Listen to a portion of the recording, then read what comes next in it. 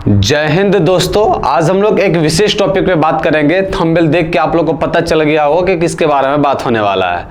देखिए, हम लोग जो है सो ऑलरेडी एक साल समय मिलता है 11 के एग्जाम में और 12 के एग्जाम में, तो ऑलरेडी जो है सो हम लोग 6 मंथ जो है सो गवा चुके हैं।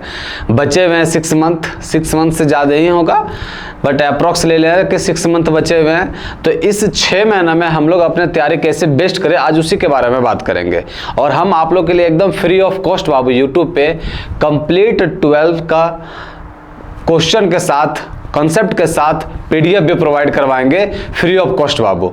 और 100% नहीं 200% की गारंटी देते हैं कि अगर आपको जितना चीज़ पढ़ाया जा रहा है उतना चीज़ अगर आप पढ़ के एग्जाम में जाते हैं तो एक ऐसा क्वेश्चन नहीं होगा जो आपसे ढेलेगा नहीं। हाँ, प्रत्येक क्वेश्चन आपसे बनेगा और आपका मार्क्स भी 80 मार्क्स का रहता है इंटरनल। बाकी बात जो 20 मार्क्स है तो वो आपका जिस तरह बिहेवियर रखे होंगे आप लोग अपने शिक्षकगण के साथ वैसा ही मिलेगा। बट 80 मार्क्स का गारंटी देते हैं कि 80 में 79, 80 में 80 लाउड लाने का वादा करते हैं आप लोग के साथ, यदि आप जो पढ़ाया गया है वो सिर्फ पढ़ लेंगे तब, है ना।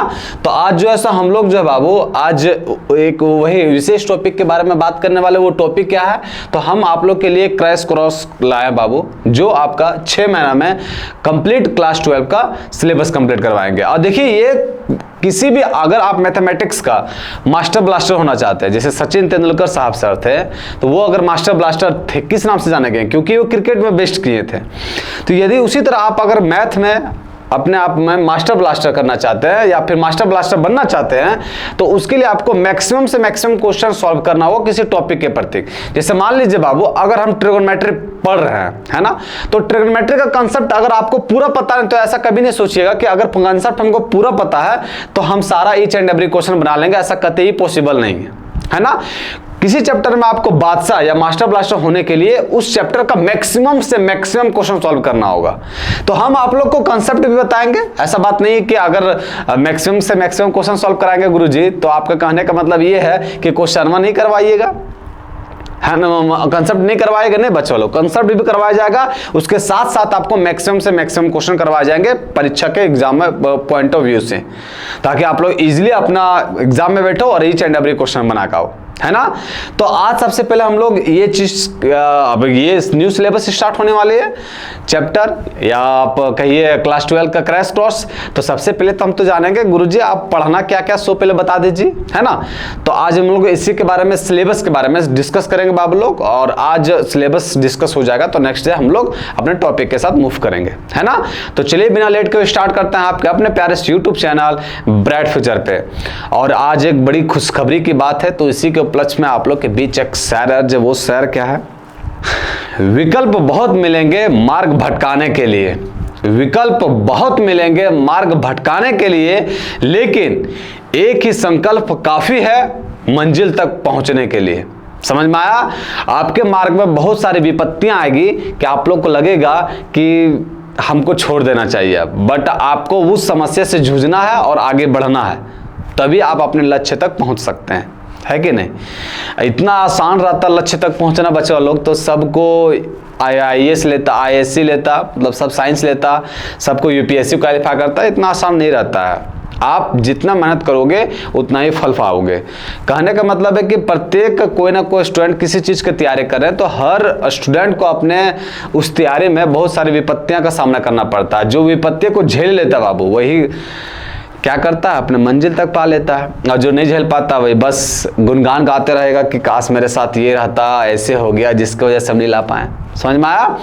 तो आज हम लोग बाबू लोग क्या बात करने वाले हैं इसके सिलेबस के बारे में। तो देखिए, सिलेबस में जो है ना, सो हम ये बात नहीं करेंगे कि क्या क्या पढ़ना है, हम लोग आज वो बात करने वाले हैं कि क्या क्या पढ़ना नहीं है, कौन सा टॉपिक को डिलीट कर दिया गया। सबसे पहले इसका एक मार्क्स जानते हैं कि कौन सा सब्जेक्ट, कौन सा जो चैप्टर है वो कितना मार्क्स कंटेन करता है। तो देखिए बाबू, ये जो है आपका रिलेशन एंड फंक्शन, ये आपका 8 मार्क्स का रहता है। अलजेब्रा जो है सो 10 मार्क्स का रहता है। कैलकुलस जो है सो 35 मार्क्स का रहता है। और वेक्टर्स एंड 3 डायमेंशनल ज्योमेट्री है, ये 14 मार्क्स का रहता है। और 5 मार्क्स का रहता है लीनियर प्रोग्रामिंग, प्रोबेबिलिटी रहता है 8 मार्क्स का। ये टोटल कितना हो गया, 80 मार्क्स का। 80 मार्क्स का हो गया। तो ये 80 मार्क्स का आपका रहता है थ्योरी, और जो 20 मार्क्स का रहता है बाबू, क्या रहता है, इंटरनल असेसमेंट, है ना, कि आप अपने शिक्षक गण के साथ कैसे बिहेव किए हो, इसके अनुसार अनुसार आपको 20 मार्क्स मिलेगा, कैसा आपका वहां प्रेजेंटेशन है उसके हिसाब से, मतलब ये स्कूल डिपेंड करता है कि आपको 20 में कितना मार्क्स मिलना चाहिए, है ना, स्कूल के टीचरगण पर ये डिपेंड करता है। तो ये 20 मार्क्स आप अपने स्कूल में जैसा बिहेव कर रहे होंगे वैसा ही मिलेगा, बट ये 80 मार्क्स को हम लोग को अपने से प्रिपेयर करना है। अब देखिए, अब हम लोग जो है सो सिलेबस के बारे में नहीं जानेंगे। अब सिलेबस में क्या हुआ कि सीबीएसई में बहुत सारे चैप्टर को जो है सो रिमूव कर दिया गया। तो सबसे पहले वही जानते हैं कि हम लोग रिमूव क्या कर दिया गया। अब जो बच जाएगा वही हो जाएगा। जैसे मान लीजिए कि आपके पास 2 ऑप्शन दिया हुआ यस या नो में, हम आपको कह दिए कि नो होगा, नहीं होगा, तो 200% चांस है कि यस होगा। उसी तरह हम आज आप लोग को बताने वाले हैं कि कौन से चैप्टर को रिमूव कर दिया गया, तो जो बच जाएगा उसको पढ़ेंगे हम लोग। और ये टॉपिक बाबू ऐसा नहीं कि 6 महीना में आप लोग को समय दिया जा रहा है तो सिर्फ क्वेश्चन बता के उड़ा दिया जाएगा, ऐसा कभी नहीं करेंगे। आप लोग को एकदम कंसेप्ट डेप्थ में बताएंगे और कंसेप्ट के साथ हर चैप्टर से मल्टीपल क्वेश्चन बताएंगे, मतलब कम से कम 40 से 50 क्वेश्चन, ताकि आप लोग एग्जाम में बैठो और एकदम कभी ऐसा लगे ही नहीं कि हम ये क्वेश्चन पढ़े हुए नहीं, एच एंड एवरी क्वेश्चन भी रहेगा, है ना। ये हम आप लोग से प्रॉमिस करते हैं, समझ में आया। तो आज हम लोग जानते हैं कि इसके जो सिलेबस है उसको क्या क्या डिलीट कर दिएगा उसके बारे में जानते हैं।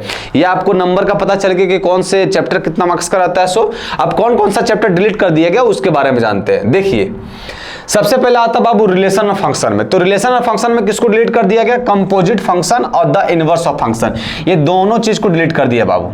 ये जो है सब हम लोग को नहीं पढ़ना है ना। अब इसके अलावा जो बच गया उसको पढ़ना होगा, समझ में आया, ये जाहिर सी बात है। तो कंपोजिट फंक्शन और इनवर्स ऑफ फंक्शन हमको डिलीट कर दिया, ये हम लोग को नहीं पढ़ना है। उसके बाद इनवर्स ट्रिगोनोमेट्रिक फंक्शन में किसको नहीं पढ़ना है? तो elementary properties of inverse trigonometric function, elementary properties of inverse trigonometric function को भी डिलीट कर दिया गया, है ना, इसको नहीं पढ़ना है।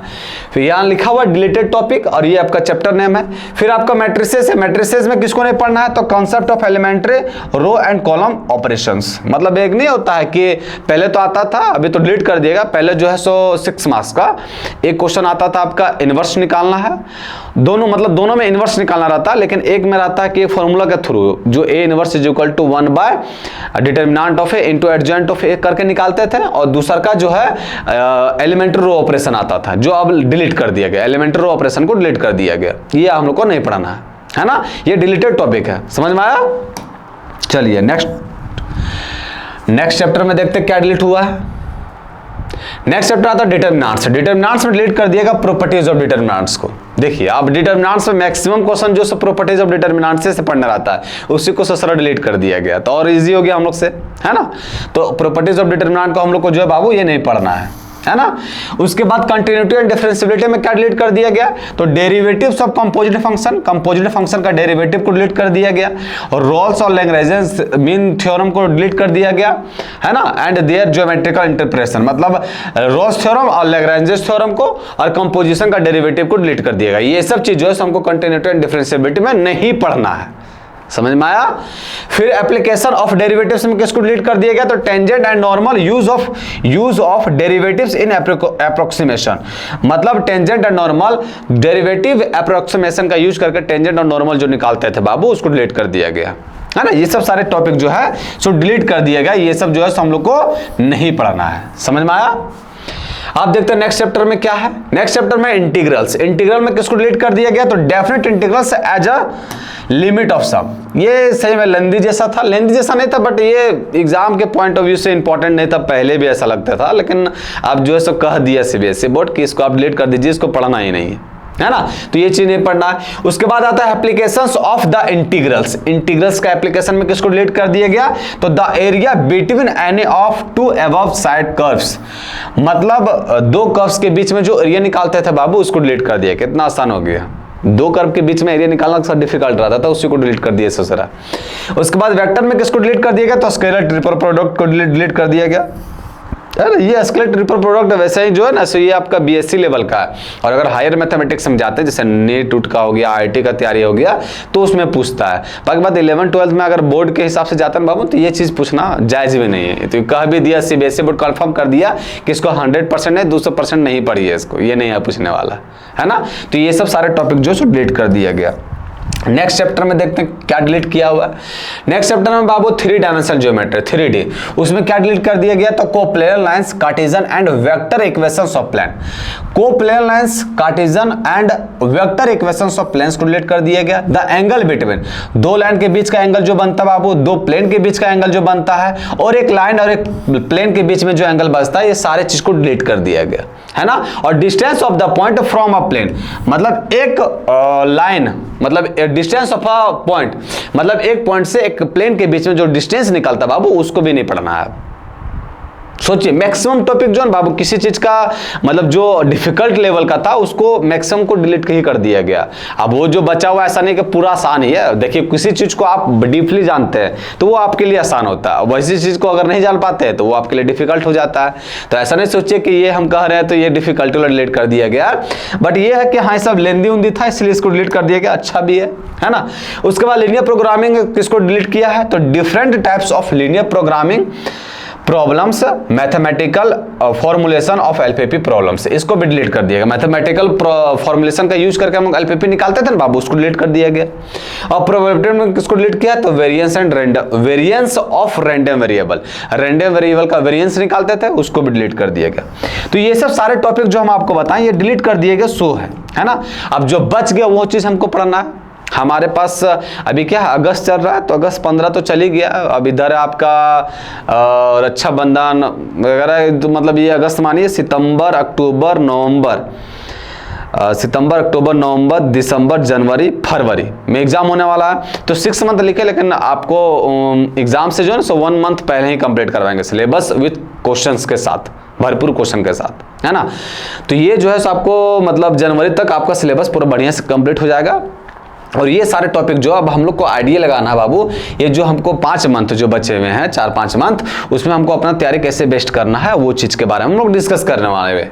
और ये चीज़ जो आप लोग को सिलेबस पता चल गया, मतलब किसी चीज़ का भी एग्जाम का तैयारी करते हैं तो सबसे पहले पता होना चाहिए कि सिलेबस में पढ़ना क्या क्या है।